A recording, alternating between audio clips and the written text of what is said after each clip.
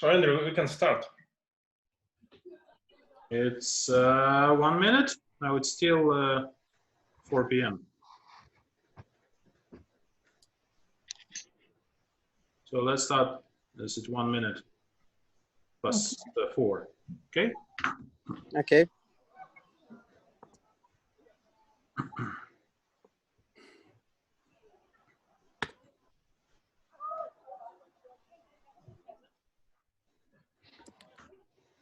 Okay, shall I? Yeah, we can start. Yeah. Good afternoon, dear colleagues.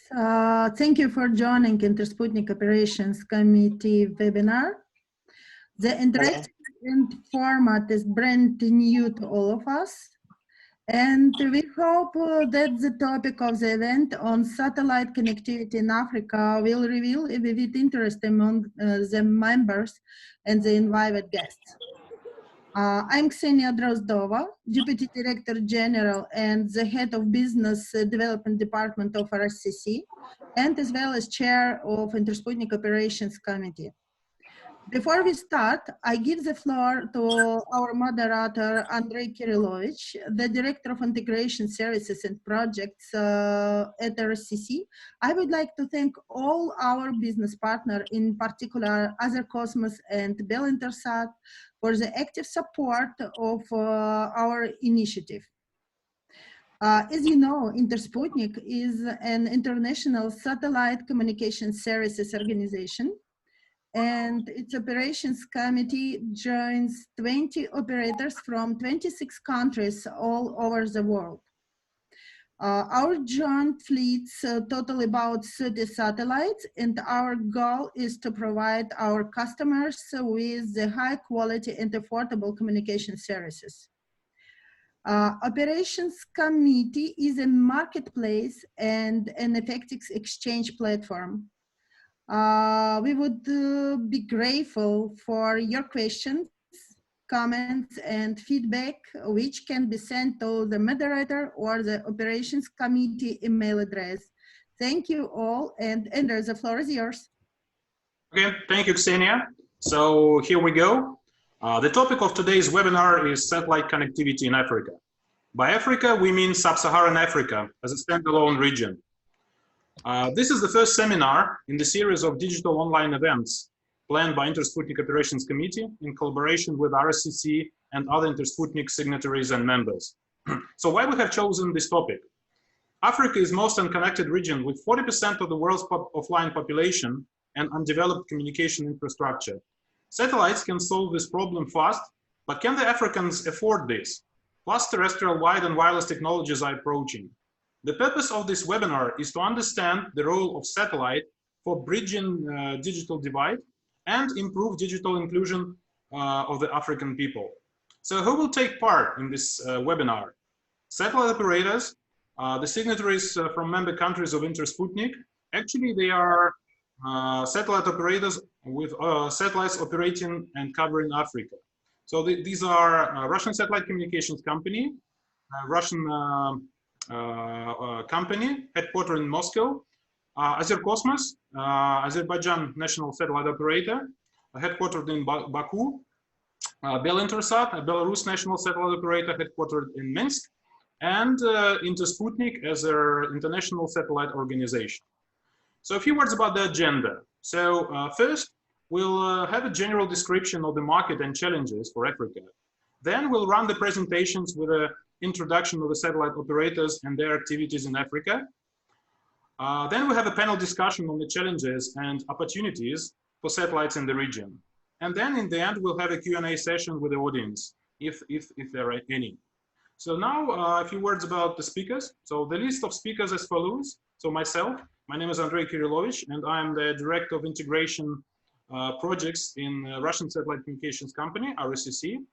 So I will be the moderator for today's session, and also I will be presenting RSCC. Then we have a team from Azerbaijan, from Azercosmos. So Javidan Ferziev, a senior sales manager for Africa, will run the presentation, and his colleagues, Yolchuk Gasanov, the Azerspace group leader, Aynura Balakisheva, the account manager, and Elshad Mamadov, the senior account manager, will join him in the panel discussion. From Bell Intersat, we have Alexey Kontarev, who is a sales manager and will do the presentation of the company.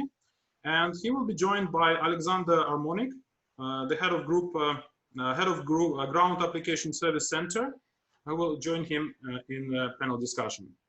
And from Intersputnik, we have Vladimir Glebsky, Director of Regional Project Development, who will run the presentation and take part in the panel discussion. And also plus Denis Tukharukov, who is the host of today's Zoom conference for all of us today. And he's behind the scenes by sharing his screen and turning over the slides for the speakers. So before we move on, there is an important announcement for all the participants. I would like to note that all participants of the webinar are in the listen-only mode with microphone muted, except for the speakers mentioned above.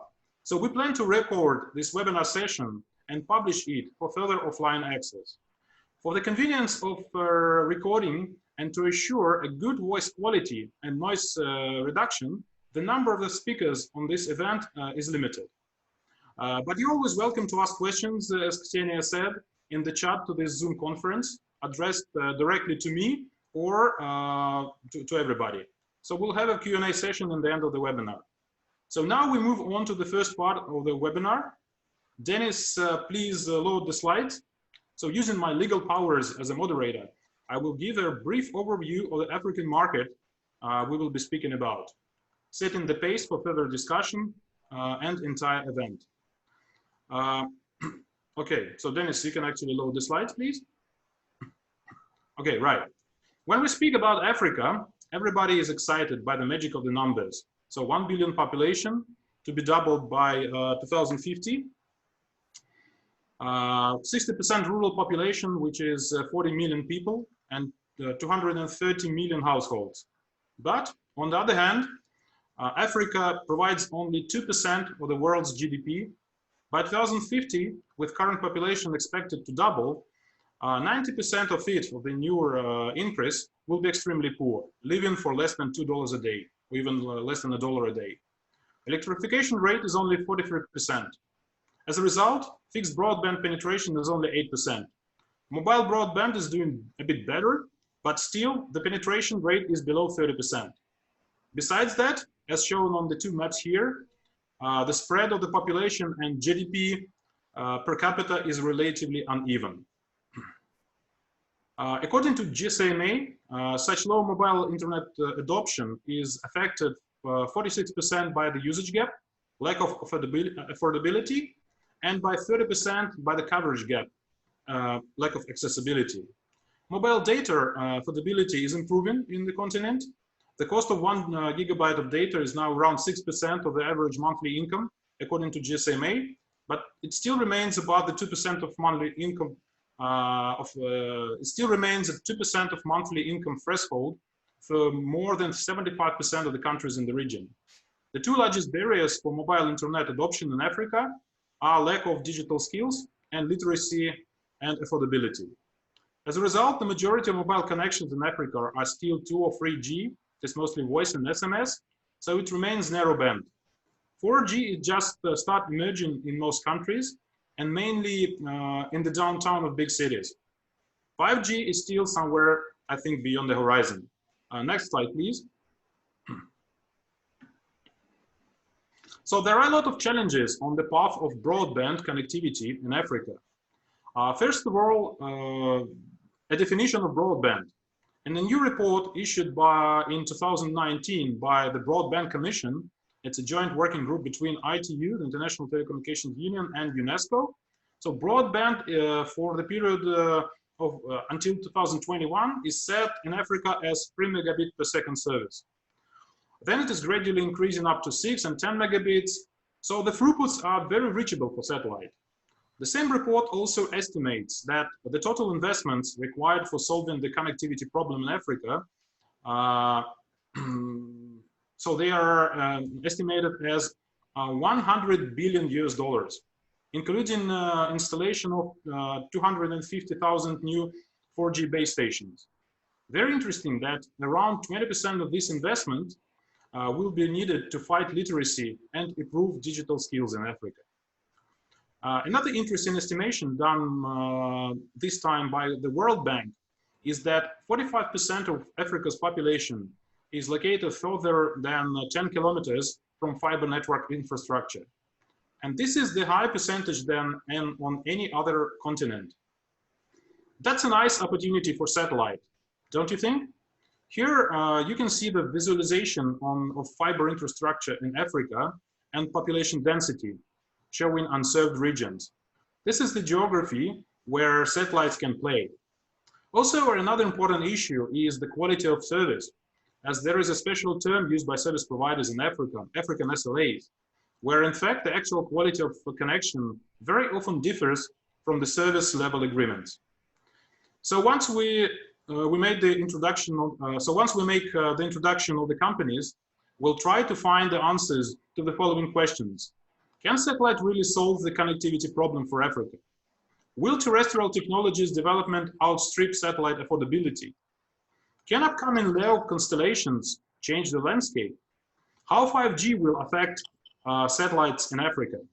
And also we'll look into the crystal ball and look into the future. Now, once we move on to the company's presentation, we start with RSCC, and I will give you a brief introduction of our company and what we're doing in Africa. Next slide, please. Okay, so RSCC is a state-owned fixed satellite service operator. So we've been in business for more than 50 years. So in fact, we are the second oldest satellite operator in the world. Right now, we operate a geo-orbital fleet of 10 satellites located from 14 west up to 145 east orbital locations. We have a constant renewal of our satellites fleet, which is very important. We had 7 successful new launches in the period from 2014 to 2015. And we have another 5 planned for next 3 years, starting from actually in July. So we have almost worldwide coverage because these locations give us access to almost all markets. We provide service for more than 55 countries in Europe, Africa, Middle East, Asia, South, and North America. So actually we serve all the continents. We are headquartered in Moscow, and we are a Russian company, but we have 50% revenue coming from our international sales. So that means we are global. Next slide, please. So besides leasing satellite capacity, we also provide a full range of satellite communication and broadcasting applications and value-added services, ranging from broadband connectivity, serving point of sales, providing distance learning, as well as serving the high-end verticals in the market, like civil government networks, communications on the move, cellular backhaul, and oil and gas industry. Next slide, please. So what RSCC is doing in Africa? So in Africa, actually, we have 3 satellites with special beams dedicated to Africa. These are Express AM8, located in 14 West. It has got a C and KU band coverage of Sahel region, Ethiopia, and West Africa. Then the next satellite is Express AM7, located in 40 East, with the C-band coverage of Central Africa. And the third satellite is Express AM6, located in 53 East, with C-band coverage of the entire African continent. So actually, we have a good mix of wide Pan-African beams and regional enhanced spot beams with a high power. So what we're doing in Africa, actually, we lease bandwidth. Then we also provide a backhaul to Europe and Middle East. We have a megabits service packages for internet service providers. We also offer VNO, virtual network operator services through our partners on UHP, NUTEC, and iDirect platforms. Then we also run an MCC platform for FTA and pay TV channels, free-to-air and pay TV channels. We also provide support and satellite cellular backhaul network design, and also use our vast universal service obligation and civil government network expertise for consulting the different governments in the region. The majority of our customers are located in Central and East Africa. Next slide, please. So these are So this is a brief introduction of our company, and in case you have any questions, you can actually mail us direct to the africa@rscc.ru. Okay, and now I give the floor to Javidan Ferziev for Azure Cosmos presentation. Javidan?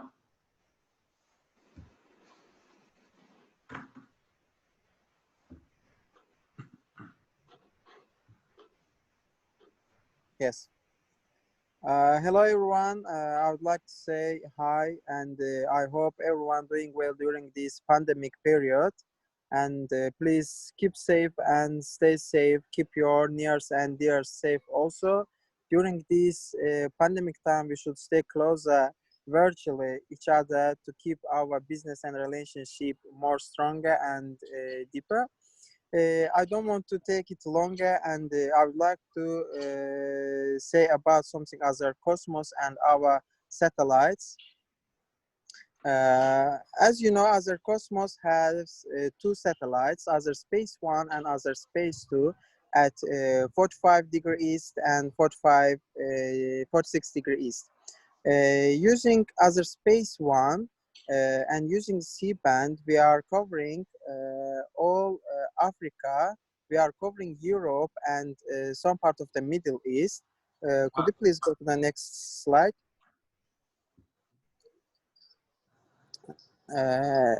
Yes, using the Other Space 1, we are covering the Africa, Europe, and Middle East. I would like to say something about Other Space 1. It is orbital science manufactured satellite, and we have launched it 2000.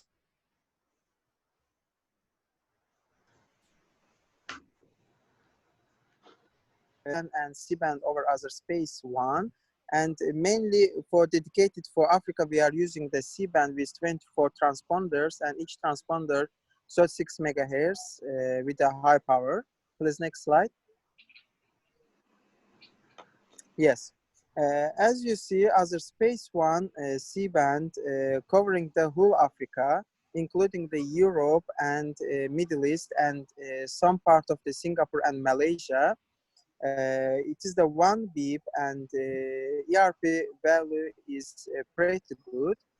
If you make little bit zoom, you can see that for best case and with a good case, the receive antenna sizes. Currently, through Other Space 1, Other Cosmos provides data services more than 30 Africa countries from several platforms like the NewTek, Hughes, UHP, iDirect, and others.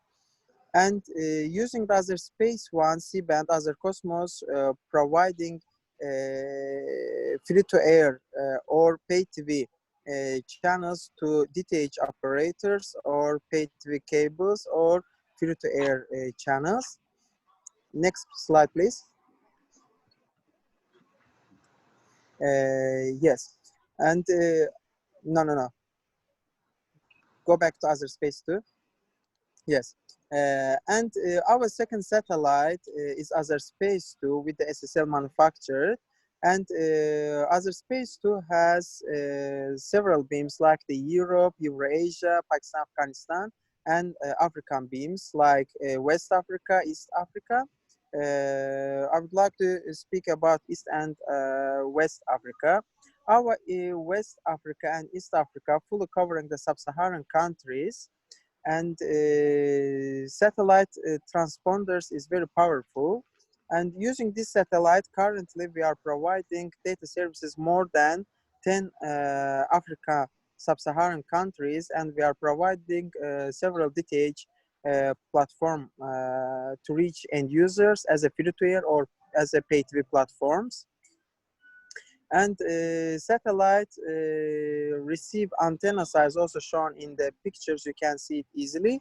And satellite mission life is more than 19 years, and it helps us to penetrate the market next 20 years to provide the services ultra rural areas, and to work together with other partners. Next, please. Yes, currently I would like to say something a little bit about our services and achievements. Currently, we are through other space too, we are providing uplink and downlink services for video and data in data contents, turnaround services, satellite content acquisition, video distribution, video contribution, VNO, TTC operation, hosting services, and collocation services and consultancy. As it you can see that our platforms are growing. Currently, we have several DTH operators. Currently, we have more than 100 hours occasional usage per month. We have a video over IP services. We have our own MAX, partner teleports. Through them, we are providing the video services, data services, turnaround services, and occasional services, and other services, and also video on demand. Next, please. I think this is the last presentation. Yes, last slide. As a conclusion, I would like to say, as Azer Cosmos, we are very interested to penetrate the African market to help the African users to reach ultra-rural areas, to reach TV acquisition, to reach TV channels, to reach the news and other benefits of satellites. And I would like to say thank you for this program that we are also included. And as Azer Cosmos, we are always open to support each other, open to help each other and to grow together. Okay, thank you, Javidan. Now the presentation by Belintersat. Alexey Kontarev, please. Good afternoon, colleagues. Thank you very much for inviting Belintersat to such an interesting webinar. And thank you very much. Next slide, please. I would like to present Belintersat project. Belintersat project is the biggest project in the field of telecommunication implemented by Belarusian government, the Republic of Belarus, a few years ago. Our satellite is kind of new because it has been launched at 2016. Orbital position is 51.5 degree east, and we have C-band and Ku-band over Europe, Africa, and Asia. Next slide, please. Here you can see that our Ku-band Africa is cover most of the countries in Africa, in the middle, in the Central Africa, and some countries of Sub-Sahara Africa. Next slide, please. C-band it covers all the Africa region. Moreover, it covers some countries in Europe and also some countries in Asia. Next slide, please. We have implemented some projects. First of all, it's lease of satellite capacity, especially in C and Ku bands. Our C-band beam is very popular among our customers, so we sell lots of capacity there.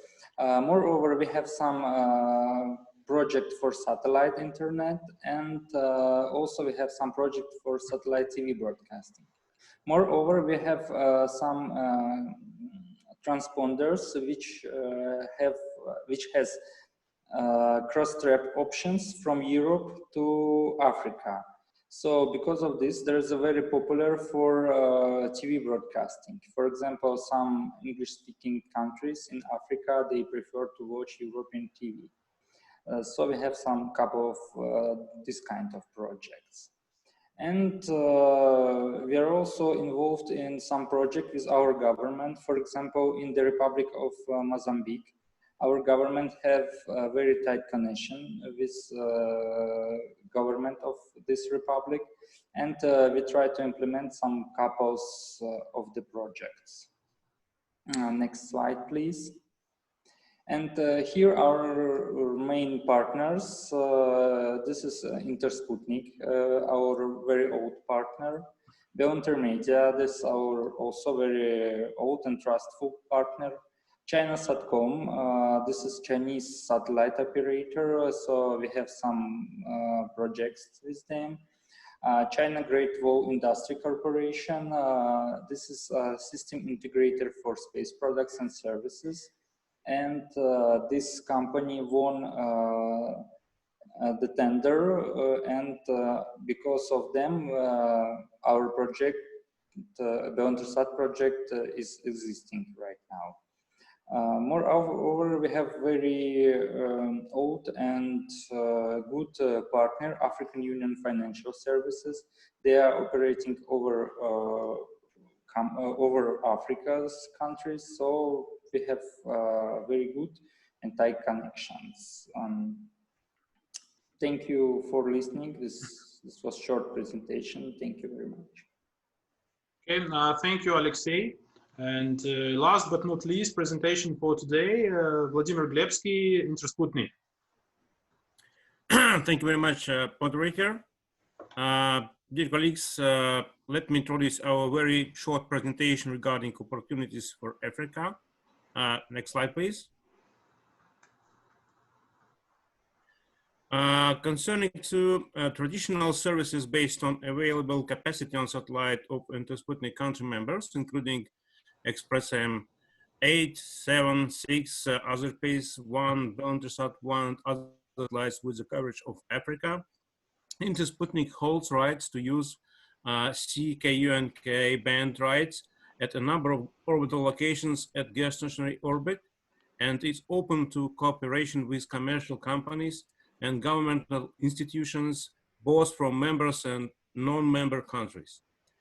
Cooperation options include joint use of Intersputnik spectrum rights, training on ITU procedures, preparation and international coordination of satellite network fillings, consultancy services to support development of national satellite communication programs.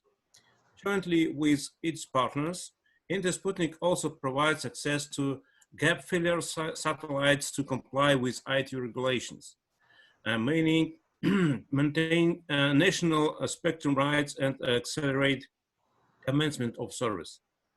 One of the latest additions to Intersputnik portfolio is a new generation of light and very low cost geostationary satellites with digital payloads optimized for national coverage and use in the national satellite systems. Such satellites can be made available through different deal structures ranging from direct procurement to various lease options from Intersputnik. Next slide, please. Next instrument proposed by Intersputnik and dedicated to support of new satellite communications project is the program of the development of business in the field of space communications. Up to $750,000 US are available for each project, became winner of the relevant tender of the program. Number of winners of the tender are not limited, excluding limitations of the total amount of annual fund you can see on the slide. In our view, such inexpensive financing is very suitable for middle-sized projects like VSAT and for the companies with lack of extra money, what is typical situation in Africa. Together with provided satellite capacity and equipment, this tool makes projects more feasible. All terms of the program and requirements to the applicants are available at www.intersputnik.com. Next slide, please. As you all might know, one of the baselines of Intersputnik's activities in promoting satellite communications on a global scale. Looking at the global tendency of digitalization on all areas of the world economy, it became clear to us that the satellite communications branch also needs a platform which would serve as a meeting point for teleport service providers, satellite equipment vendors, and their potential clients. So what is the Open Teleport.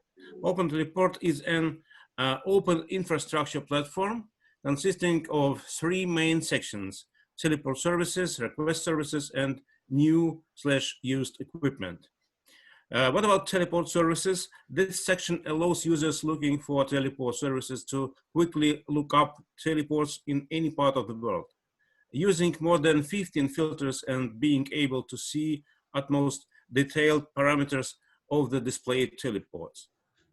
As for teleport service providers, those have the opportunity to add their teleports to the platform in order to start receiving requests from potential customers.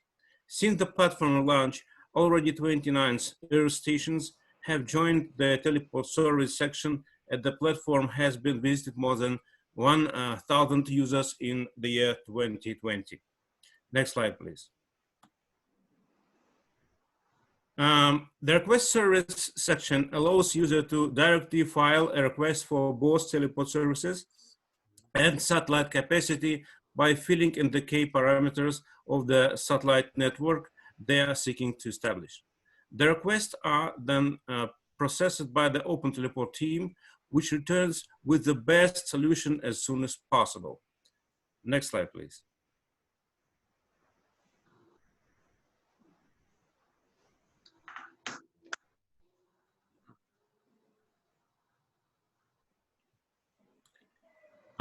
The newest addition in to the platform has been the equipment sales section, which allows users to looking new and used satellite equipment displayed by vendors and teleport service providers.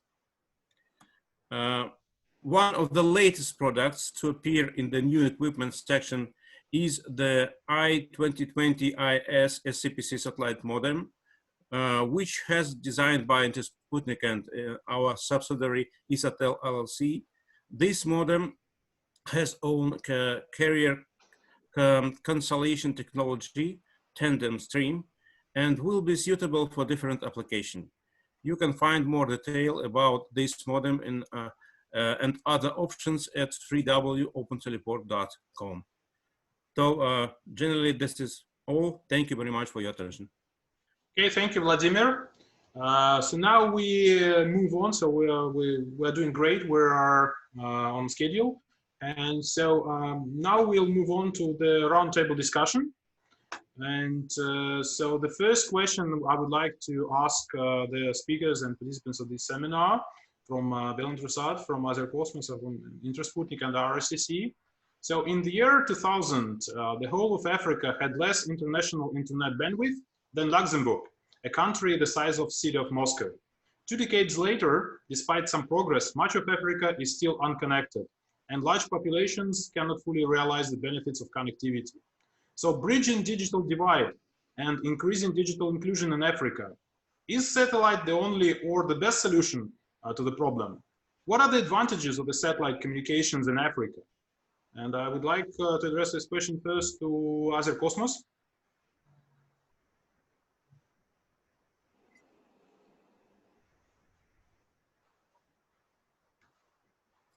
I would like to say about connectivity in Africa, OTT, and 5G impact to Africa. It's very important. Why? First of all, as we know that the continent which is growing and it is easy to penetrate them. Secondary, in Africa, there are more needs to be penetrated and to grow. But take into account that how OTT will be effective, how 5G will be effective in Africa. As we know, OTT already has started to penetrate Africa using through mobile network operators and satellites. It is not easy, but it is important. As Other Cosmos, we have shared this idea. We also should create our own OTT brand and penetrate African market where it will be potentially needed. And these countries, mainly we are focusing with the more population countries, as in Nigeria, Ethiopia, Tanzania, Kenya. through our KU band coverage. But the big challenge, take into account that Africa continent and African countries very penetrated and with big high competition, which biggest satellite operator already bring their own OTT platform to these regions. To beat them, it will be not easy, but still we have a chance to penetrate this market. As Andre said, Africa with 1 billion population continent, which I think if we are going to target 1% of this 1 billion, it will be enough for OTT. But let's see. For OTT, as a conclusion, as Other Cosmos, I can say that we will definitely we should enter this market with the OTT platform. But how to create it? How to communicate with the African government, country governments? How to get a license? How to get content license for these countries? It is the difficult part of this project. It is not easy. But with the Intersputnik, with the RSCC, with the Bell Intermedia, and Other Cosmos together, we can create common product and share the market where we can implement this product. With the 5G, I think it will be a little bit difficult, but it is possible. I don't think so. African continent is ready for 5G.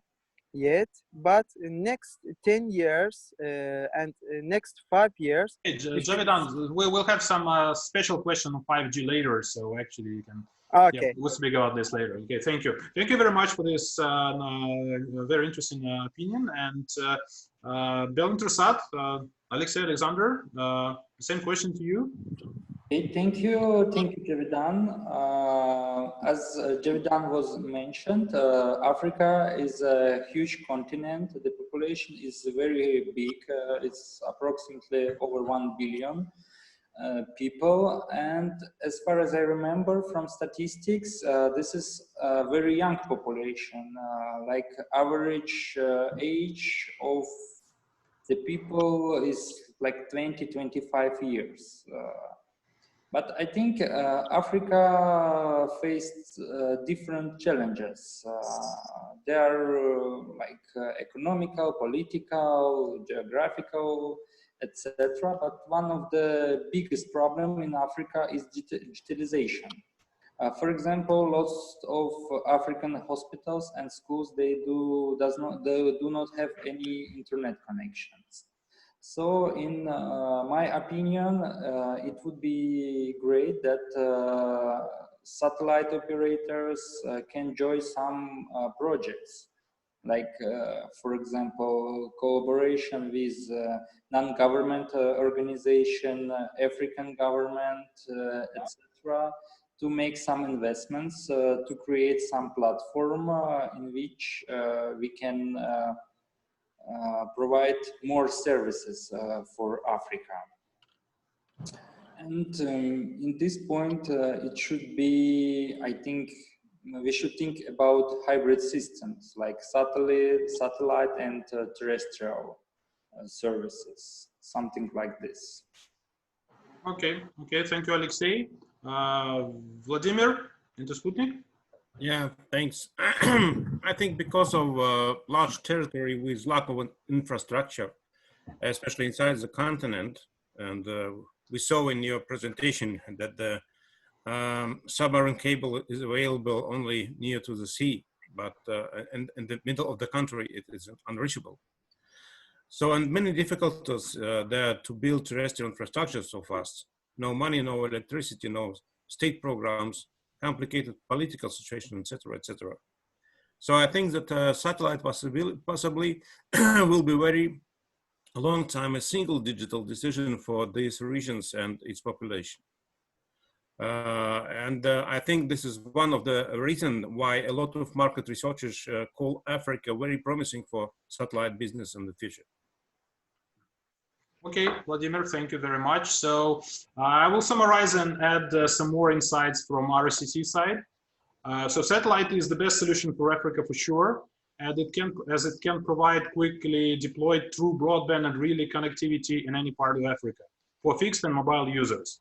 So fiber is the best solution in terms of quality and price, but it will take a decade to lay fiber to some points and not everywhere. So this may be a non-profitable solution. Wireless links have limits in distance. Mobile networks are good, but require a backhaul link. So satellite still plays a really important role in Africa by providing internet backbone links to remote ISPs who serve many local users, delivering internet access to the homes of millions of African people. Cellular backhaul links connect remote villages and towns via satellite and delivering cellular services to the phones and smartphones. And corporate VSAT networks working through satellite provide online support for business activities of local and foreign companies in Africa, increasing the continent GDP and decreasing the unemployment. So really, Africa still plays a great role. Sorry, satellite still plays a great role in Africa. Okay, thank you. And we'll move on to the next question. So we mentioned terrestrial technologies. So terrestrial and satellite communications, is there a partnership or total replacement as a competitor? Maybe you also mentioned a hybrid solution. So so the question is, how can satellite complement terrestrial networks? Or it will be a deadly fight or a mortal combat for satellite, as price per megabit in fiber is much less than we can provide. I would like to address first this question to Vladimir, Intersputnik. Thank you. I guess there is no single answer to the first part of the question. Somewhere it is competition, somewhere it's partnership. But in any case, satellite systems should be connected to Earth, and different types of channels and streams floating in common space of information and applications. It means enough possibilities for cooperation, and we just need to find it. Okay, thank you. Belintersat, Alexei, Alexander? I will answer. I agree with Vladimir. It's complicated to answer. In my opinion, a satellite is a very effective way to connect some remote areas or some areas with very complicated landscape. And it will be mix of satellite and terrestrial service. For example, some small village can be connected via satellite, but in some cities, terrestrial infrastructure is more comfortable and cheaper. So it will be kind of hybrid system in the future. Okay, thank you, Alexei. Now, Javidan, Azure Cosmos. Javidan, could you please switch on the mic? You just muted it. Thank you. Yes. Yes, now it's fine. Yes. Okay, regarding this question, I have options.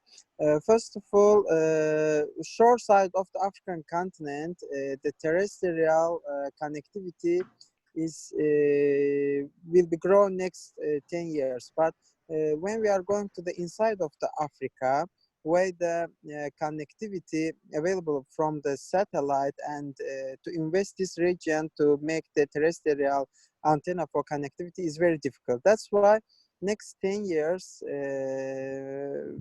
shore of Africa, terrestrial connectivity will be popular. But despite of this center of the Africa, let's say Central African countries, DRC, let's say CIR, west part of the Kenya, let's say east part of the Nigeria and other countries, they will use the satellite for connectivity. Okay, thank you. And from my perspective, I will add a few insight as well. So from my perspective, and it is based on the experience from the other region, where fiber and wireless broadband has already replaced satellite, there are two important things. First, fiber needs backup. And from the statistics, we all know the reliability of even the submarine large capacity cables are not good. So periodically, they are facing cuts and outages. So smaller and thinner ones going inside the continent will face same problem with stability. But the repair time is more. as bringing the ship is quite easy, and going into the jungle takes more time, and sometimes, you know, it is more dangerous. Second, once a relatively stable and cheap fiber connectivity appears in the big city, so once it appears in the big city, the activity and requirements for smaller sites around the city are increasing. So we see it in some of the countries where fiber has cut some of our large satellite trunks and in the capital, but the smaller sites located in the remote areas start requesting more bandwidth. Therefore, it is very important for satellite operator to have various beams with wide coverage and spot concentrated coverage dedicated to certain regions with high power. Another issue is connected with security. Just think that you being a service provider, your entire internet is on one fiber. And in case the government push the fiber provided to, it will cut it. So you have no internet at all. So now we see, especially with this COVID situation, we see more and more requests for an alternative backup satellite solution, just in case. Okay, thank you. So we'll move on to the third question. And the third question is quite interesting. We could not avoid discussing it. So LEO future mega constellations. A true disruptor, just another satellite provider, or a huge hype with potential failed expectations. Can they succeed in Africa? As my sales team very often is facing a response from the prospect customers in Africa, saying that he wants a fiber price per megabit and waits till the fiber comes. But if not, if the fiber is not coming or it's not profitable, then OneWeb or Starlink come in 1-2 years time with the price, you know, even below the fiber. So, so will LEO succeed? So I would like to address this question to Javedan, Azercosmos. Javedan, please switch on the mic. Yeah. Yes. Yeah. Regarding the LEO cancellation, I would like to say, due to latency and due to some regions, we cannot reach these regions over the fiber and provide the ISPs. LEO cancellation satellites is important in satellite connectivity family. That's why I would like to suggest or advise that for next satellite generation or next satellite designs, we should use LEO satellites as a connection, as a point to replace the fiber, to provide teleports internet, to share the internet accessibility with the teleports. I think for next generation connectivity, the LEO satellite cancellation will be important part of the satellite connectivity. Okay, thank you, Javedan. And Vladimir, can you add something? As everybody in the world, we heard a lot of great announcements, promises, and expectations from enthusiasts of such LEO projects, and it was really spectacular. In reality, we see also a great amount of questions and obstacles that these projects have to overcome. It is technical, regulative, financial, political, and many other barriers. Let's say global projects have relevant global problems. And we look at it very carefully and believe that the success is waiting for only few systems which will provide to its subscribers very good and inexpensive service with really cheap terminals, where new type of antennas are extremely important part. If you remember when, for example, the project O3B was announced, they were speaking about B2C part of the market, but then it was changed to B2B, and they are still continuing to work with this area because to provide a cheap and very good terminal for subscriber is still really difficult. We'll see what will happen. Okay, thank you very much. Just I also had a few words. I assume that there are many expectations not supported by a true business case and even a true technical case. Well, yes, the non-geo HTS can reach these price points and deliver tons of throughput on Africa, but the capex is so huge. You can get this pricing in MEO right now, but the ground part, your capex, is costing $150,000. All these LEOS constellations, OneWeb and others, are marketing fiber pricing and costs of terminals below a typical VSAT.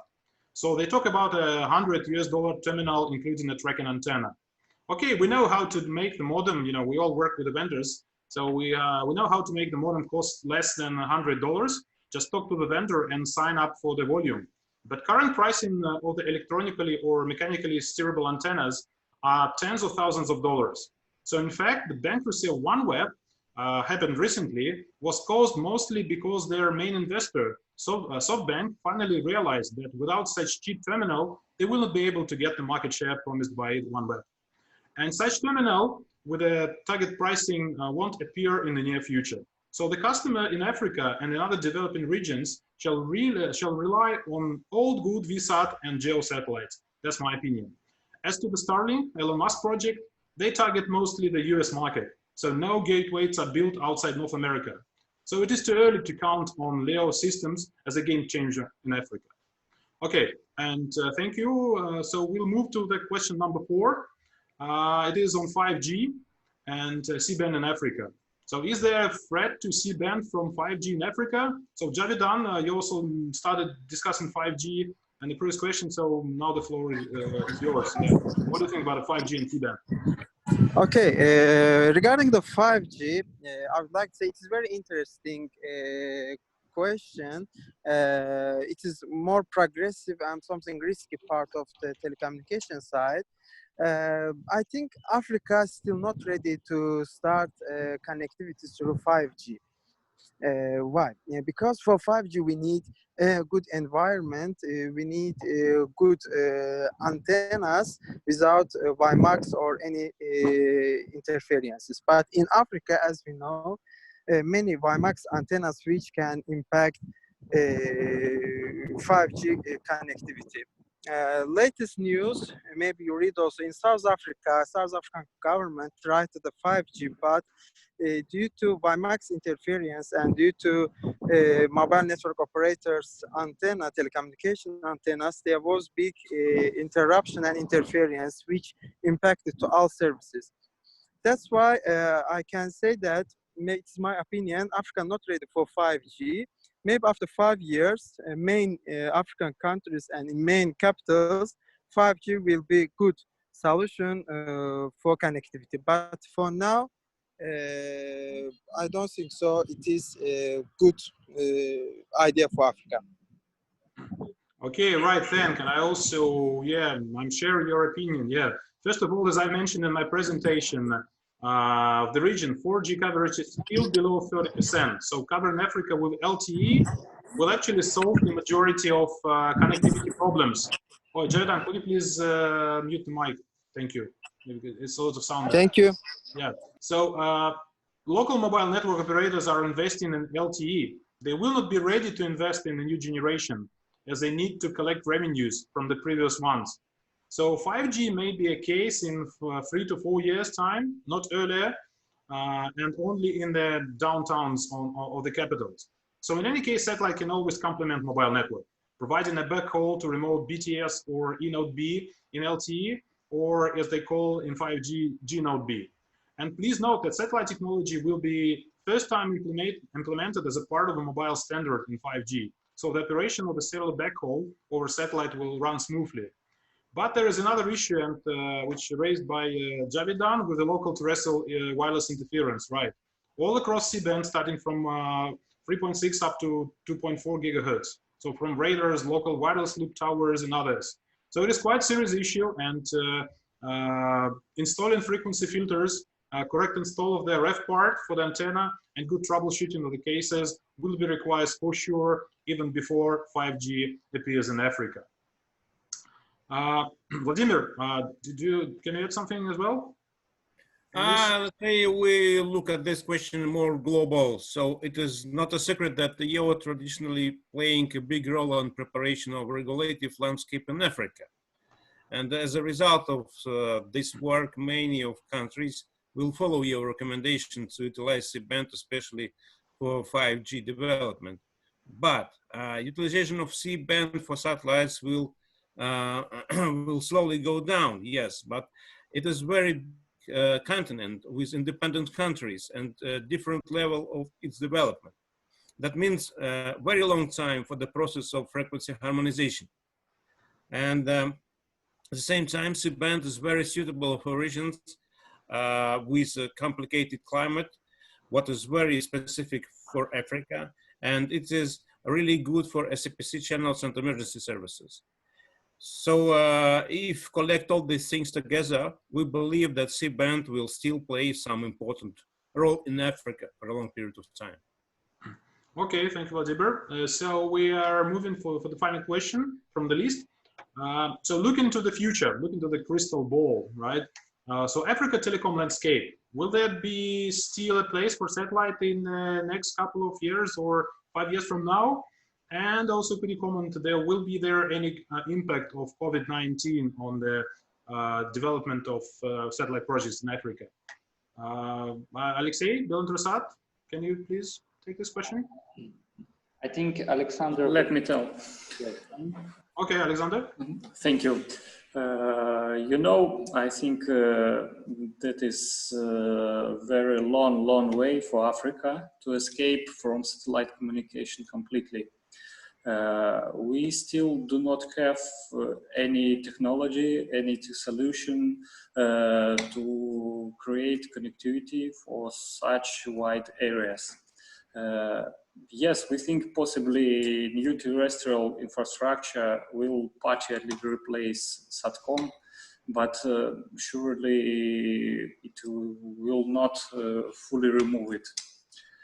If talk about second part of the question, the COVID impact, yes, we absolutely experience this impact. I would like to tell about the most recent example with our customer. One of our customers broadcasts a TV channel to Africa with sports content. Since not sports in the world, he has nothing to broadcast, and African betting companies do not pay for this. Every part of this deal lose. And we, as the satellite operator, trying to find a solution how to minimize it. Our customer asks us to freeze the contract, and we were due to meet his requirement, and we did this. So that's all. Thank you. Okay, thank you. Javidan, can you add some forecast from Azir Cosmos? Javidan, please switch on the mic. Yes. Regarding the satellite connectivity, I would like to say Africa is paradise for satellite for now. And next 10 years, it will be actual. It will be main communication resource for connectivity. I can say that we should be relaxed and focus on to sell our satellite capacity to African users, and Africa, last continent who will avoid the satellite connectivity. That's why for future we should focus our satellite, we should focus our products and satellite services to provide connectivity in Africa. And satellite is main connection solution for Africa. As we understand, they have many rural areas, ultra-rural areas, which human cannot reach there with the fiber or with the terrestrial. Only solution is satellite connectivity. And take into account that Africa is going to be fully penetrated with the 3G connectivity, then 4G connectivity, which needs many antennas, satellite antennas. We should focus on our product, how we can reach to these areas and provide the services. Regarding the COVID, I would like to say, yes, there are huge impact, but this impact cannot stop us to lose the customer, to lose the deals or anything. It just postpones some projects and make our hand to focus our products and think our solutions during such kind of period, how we can effectively work with the clients. Thank you. Okay, thank you, Javidan. Vladimir? Yeah, thank you. I fully agree with Javidan that no doubts that the place for satellite technologies in Africa will exist, and it should be a great place. What about COVID-19? Yes, some impact, if especially speaking about the economy and the money, will be negative for African countries. But from the other hand, the situation shows that the modern society needs new instruments for quick reaction to such challenges like pandemics, including distance work, distance learning, telemedicine, new models for business, etc., etc. If I'm not mistaken, the request for high-speed internet channels was growing up to 70% at that time. And satellite solutions make quickly answering to most of them, and better than other alternative technologies. So we may conclude that the impact of COVID-19 for the future might be more positive than negative for satellite communications branch. Okay, thank you, Vladimir. And I would like also to share your positive forecast. Well, I think that the future for satellite in Africa is bright. It will not be a game changer for sure and replace the fiber links, but it will be an inevitable part of Africa's telecom infrastructure. There has been, there has never been a more pressing need for digitalization. In the long term, the outlook for telecom sector remains positive, as reliable connectivity becomes a critical commodity. Coming out of COVID-19, millions of users worldwide, including Africa, will be more connected and more familiar with digital tools. So it's a good chance for Africa to force digital inclusion and raise internet adoption on the continent. Internet connectivity is no longer a luxury, but an inevitable requirement for post-pandemic life of all African people. So, we'll finish the main part of our webinar, and I think we have just a few minutes left, so we have time for one question. So we'll pick one that we'll have through the chat. So it is, you have not mentioned K-band service, which are available all across Africa and can solve the connectivity problem. Okay. So maybe this is the right cure for Africa. Someone who would like to answer this question? So, well, we have not mentioned K-band. So we,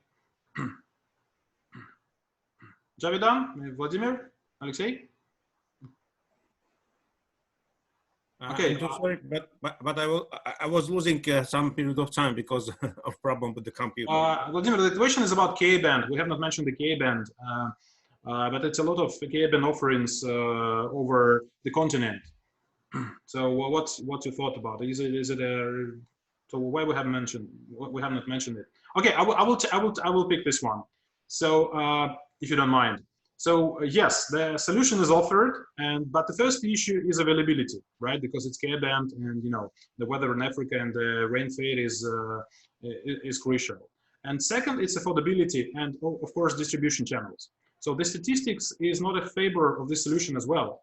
As of 2019, Euroconsult or NSR, I don't remember, accounted only for 53,000 satellite broadband K-band terminals in a combined region, Africa and Middle East. So this is compared to 1 million plus in the United States, or 300,000 in Europe, and 100 plus thousand in Latin. Just in Russia alone, with 140 million population, the number of K-band terminals is 27,000. So again, it really plays a role, but it's not a game changer. Okay, so now we are closing our first webinar, and I would like to thank all the speakers and participants who joined our webinar. As I mentioned before, the webinar will be recorded. So it's already been recorded, and all the presentation and link to the webinar in offline mode will be posted on their Intersputnik Operations Committee website. So we'll send all the participants the link to the offline content a few days after the seminar, maybe next week. Okay, I would like to thank everyone and stay connected, stay safe. And so we will spread out information about our future webinars. So please join. Thank you very much. Thank you very much. Thank you very much, Andrei. Thank you. Bye-bye. It will be a pleasure Thank you. comment. Bye. Thank you. Bye-bye.